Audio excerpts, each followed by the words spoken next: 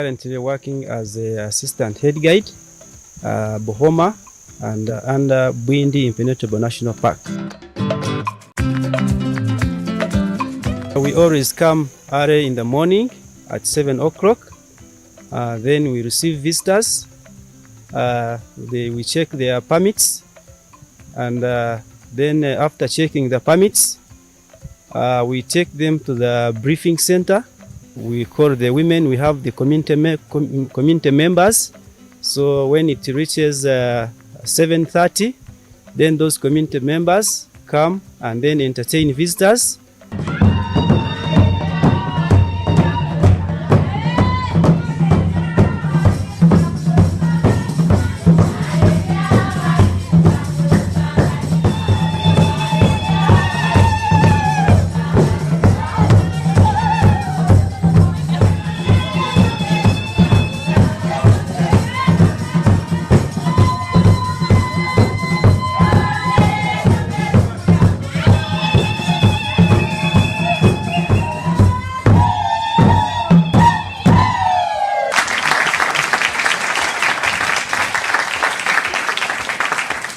Bwindi is one of the 10 amazing national parks that we have got in the country, and it was designated as a national park in the year 1991.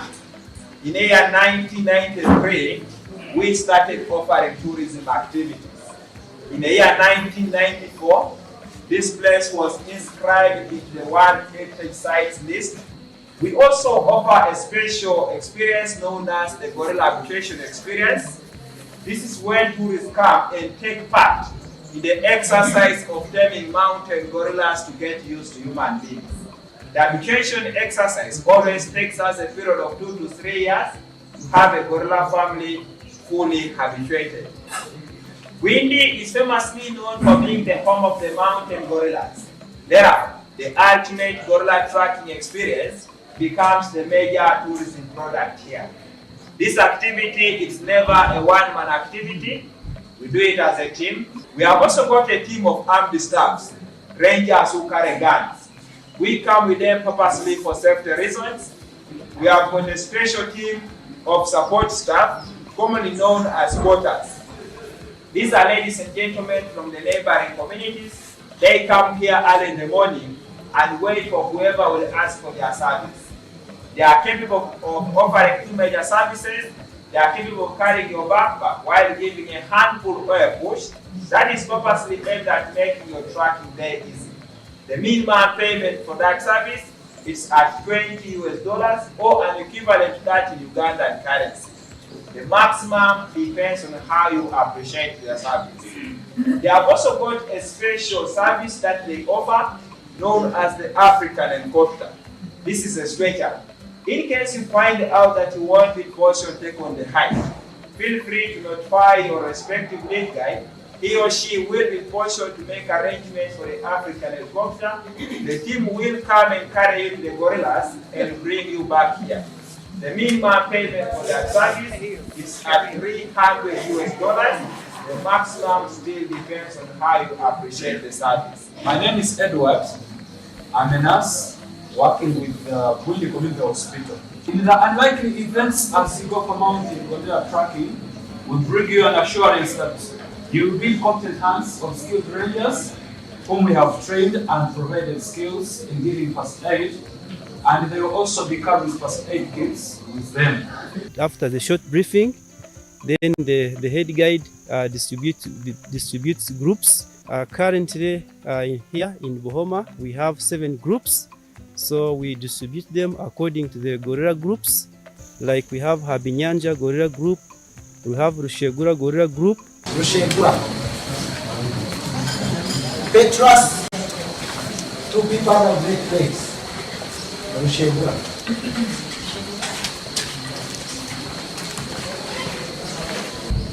Then Kavuyo, or the trouble causer. So he's the second in command. We have Ukundo, means love, adult female. So this is the adult female, adult female, adult female. Awuche means Do we have a newborn baby in this family who is not on this chapter?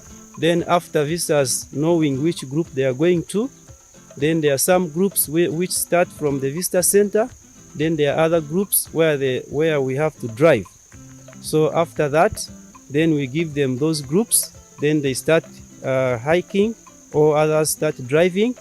Then they go to gorillas, to where the locations of gorillas can be found.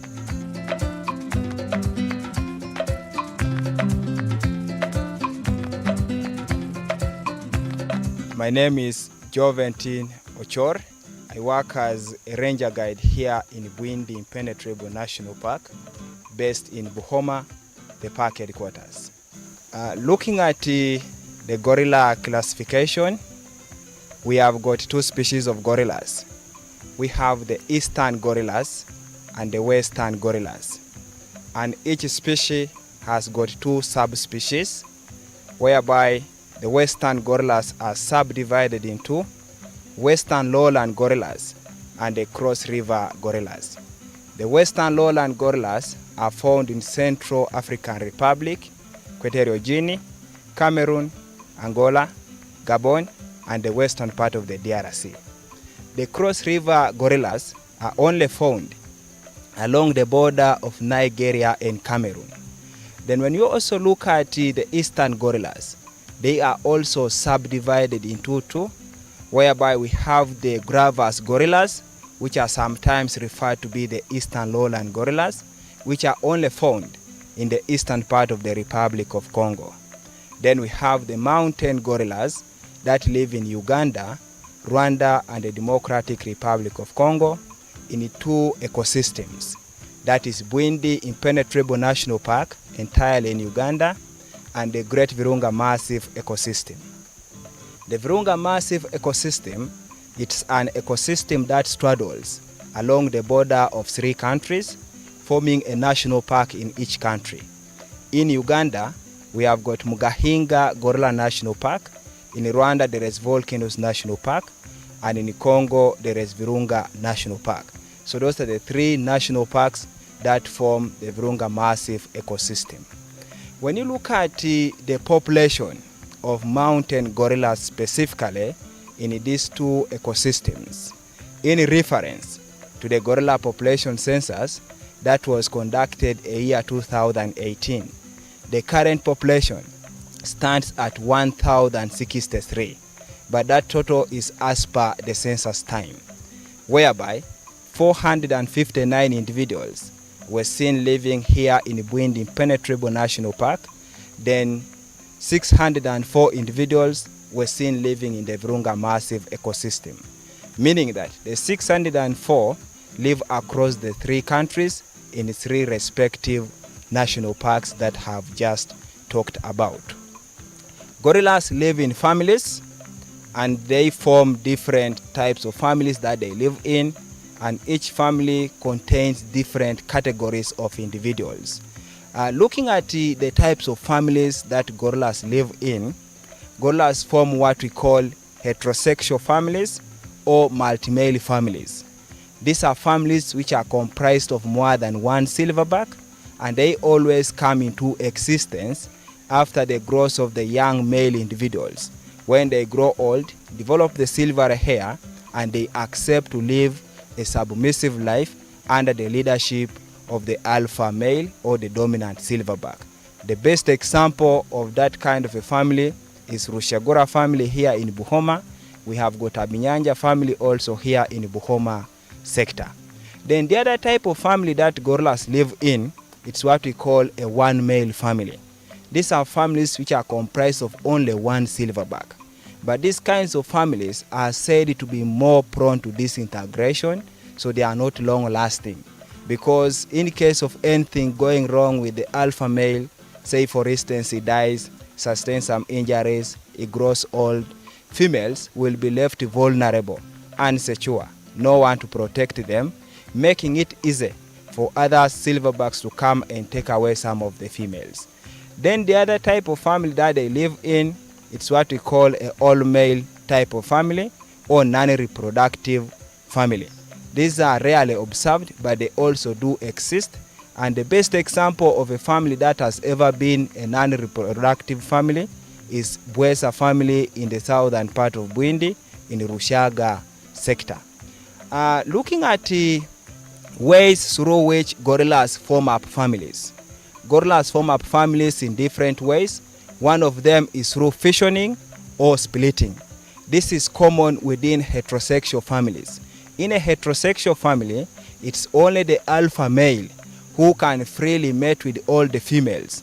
However, when the young males grow old, develop the silvery hair, they now bring in competition for mates, which will eventually result into frequent fights for dominancy. So after a number of unsuccessful attempts for the subordinate male to fight and take over the leadership of the family, the subordinate male will now decide to move away with some of those females who are loyal to him, who are friendly to him.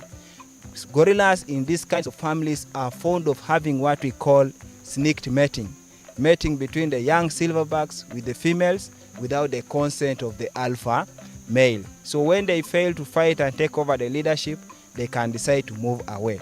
The best example of a family that came into existence out of fissioning, it's called Rushegura family. Rushegura family came into existence in the year 2002 after it fissioned out from the great Habinyanja family. Habinyanja family had 3 silverbacks, that is Mugrusi, Mwirima, and Gwansigasi. So Mwirima disagreed with Mugrusi, then he moved away with some females to form the Rushegura family. So that is one way they form up families. Then the other way through which they form up families is through transfer of females. Female individuals are believed to switch families throughout the rest of their entire lifetime. And sometimes they end up transferring to the solitary silverbacks, silverbacks which are moving alone, hence giving them room to form up their own families. Then the other way through which they form up families is through the emerger or the come together of subordinate males. When subordinate males from a heterosexual family fail to live together with the alpha male, they can decide to move away and start living their own life. But these kinds of families are not long lasting because the males can easily gang up together, fight whatever family they come across, then they grab some females, hence becoming heterosexual in nature. Then when you look at the family sizes, a gorilla family size is estimated to range from 2 individuals, averagely 12, and here in Bwindi, in records, the largest family ever been observed had 36 members with 7 silverbacks. But later on, that family had to fission to form several other families, and that is in 2010 is when that family started fissioning, and the family is still in existence, but now it has only 1 silverback. The family is called Inshonji family, which is also found in the southern part of Bwindi in the Rushaga sector. So that's about family formations. So when you look at the age groupings of individuals that you can find in a gorilla family, we have infants or babies. A gorilla is referred to be an infant right from the time of birth up to the age of 4 years. And such individuals have to survive under the help, the guidance of their mothers. Even when it's time for nesting, the baby shares a night nest with his or her mother. Then from the age of 4 years up to the age of 6 years, they are referred to be juveniles. Juveniles, these are individuals which are independent of themselves. They can survive alone. Even though the mother dies, the juveniles can survive. They are now already living an independent life.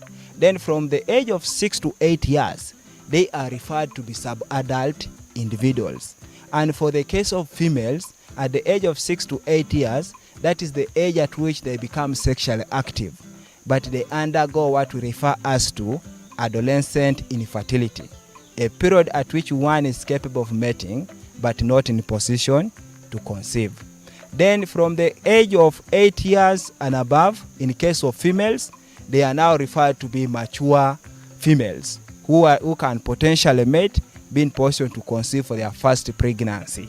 Then in case of males, from the age of 8 years to 12 years, they are referred to be blackbacks.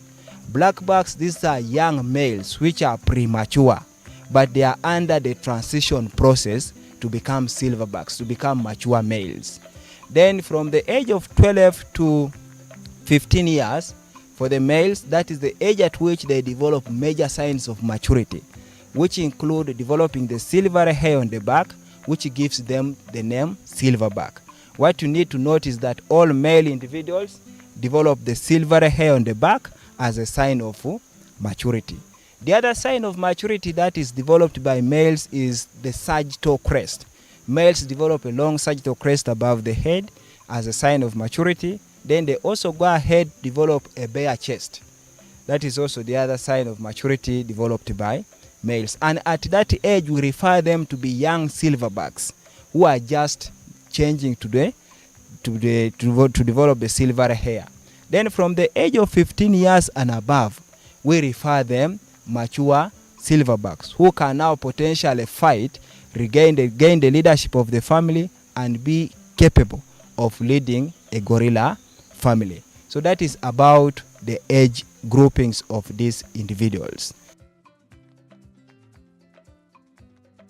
I also want us to look at the feeding behavior. The gorillas are 99% vegetarians. These animals are fond of feeding on ants, which they extract from dead wood.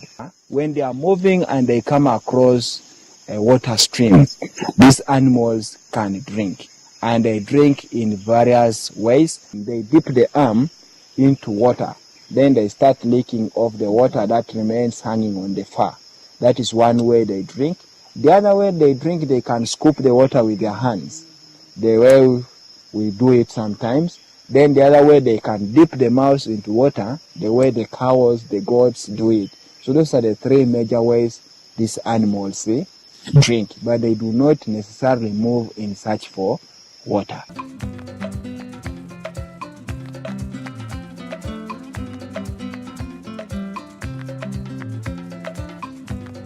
Mostly looking at the mating behavior. I've just said that female individuals become sexually active at the age of 6 to 8 years. At the age of 8 years, 9 years, one can potentially mate and be in position to conceive for the first pregnancy. The gestation period, it's always 8.5 months to 9 months. And usually females give birth to one baby.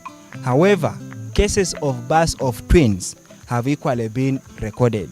Though it sounds a little bit unfortunate that whenever one gives birth to twins, one of the babies may not make it to life. Reason being, from the time of birth up to the age of 6 months, babies survive exclusively through the mother's breast milk. So you find that the mother may not be in position to produce enough milk that can sustain the survival of the two infants. So one of them may starve to death. Then a female gorilla, it's estimated to potentially give birth to 4 to 6 babies throughout her entire lifetime. This is as a result of the long birth interval. These animals have got a lot, though it sounds a little bit unfortunate that whenever one gives birth to twins, one of the babies may not make it to life.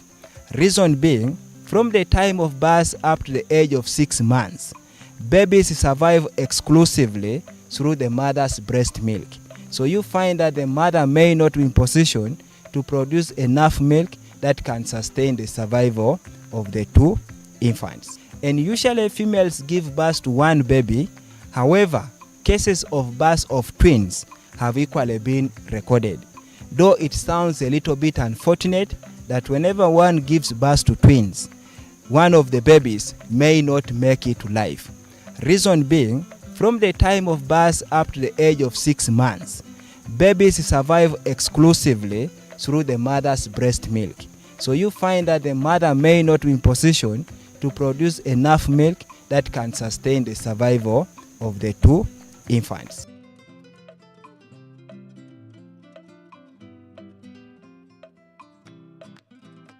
My humble appeal to the Ugandans watching, to the East Africans watching, is that I kindly request you to come and explore Bwindi come and visit these animals by yourself. It's better to experience than to be told. Thank you so much.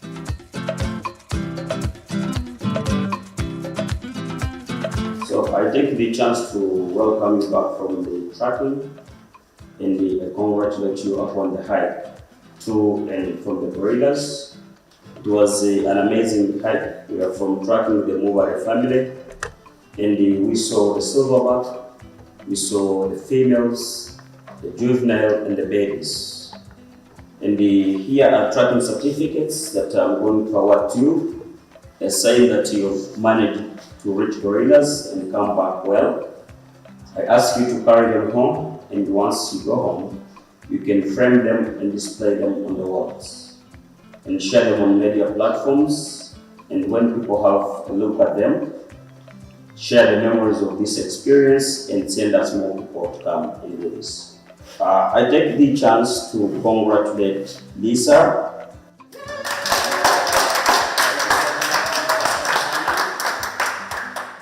Great thanks goes to Penny Williams.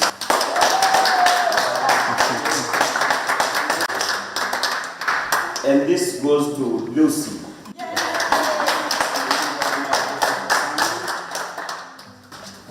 This is Sue Hadley.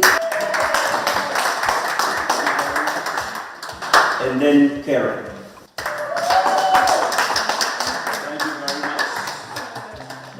So this brings us to the end of the day. All wish you a journey masses, and please, when you reach back home, tell people about Uganda, tell them about Bwindi and the border tracking experience, and send us more people to come and do this. Otherwise, we are done for the day. Thank you very much. We had the professional help from the trackers, the guides, everybody. It was just amazing. I felt that we were very well looked after and safe. But seeing the gorillas in their environment, looking so healthy and just having their breakfast I'll never forget it. It was the most amazing thing ever. I didn't know what to expect. I just was hoping that I would see one gorilla, not 7 or whatever, and also a baby. It was unbelievable. So it exceeded my expectations. It's a testament to your country that the forest is in such great condition, the animals are looked after, everybody works together to keep this very, very good environment going and replenishing itself, and, you know, increasing the number of gorillas and keeping all the animals out of the communities so they can continue to live in harmony. I think it's amazing. The guys who make the noise, the hulas, the hooters, yeah, they are also amazing at keeping the communities safe, and we're very impressed with what Uganda is doing everywhere. I'll be back. I'll be back. Yeah, I'll be back. I'll be back with my husband, maybe my family. Yeah, no, it's been a wonderful, wonderful time. Today was magical. It was just incredible to be at one with the gorillas and nature and to see such a special part of Uganda. I hope that we'd see a troop of gorillas, maybe from a great distance, and be able to watch them doing some of their daily activities. And then we saw 8 gorillas all together like a big family and eating and engaging, and it was just incredible. I think that Uganda is leading the world in how to look after wildlife that is precious, and you should be very proud of your country and of your ability to make this happen. I would say run, don't walk. Be in a hurry to come and see the gorillas because they're very special. I think the primates, the chimpanzees, monkeys, gorillas are all interesting because they're so close to humans as in nature, but also animals that we don't get to see in Australia and New Zealand, the elephants and the warthogs and the hippos. All those things are interesting because we don't have those animals.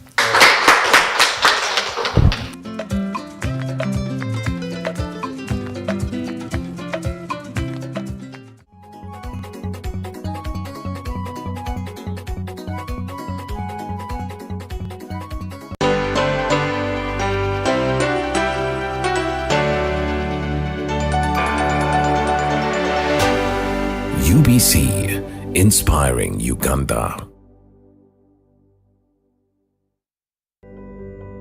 The International Women's Day was first celebrated in Uganda on 8th March 1984 at State House Entebbe